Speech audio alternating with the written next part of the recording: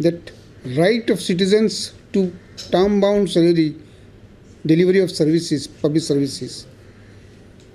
This legislation should not be a showpiece. I told Chief Secretary this morning.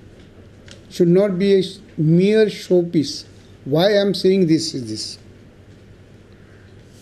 People are not aware, although there is a schedule fixed for giving you documents, certified copy of various types in various departments, people are not aware. And officers have not been trained for implementing this important legislation. Come tomorrow, the tape is going on in every department till today, in spite of this legislation. This legislation has fixed schedules, as you know, 5 days, 8 days, depending upon the nature.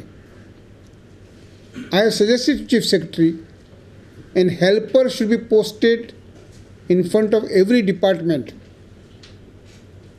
and that helper should guide anybody who is coming to the department for making a demand, maybe document, certified copy, etc.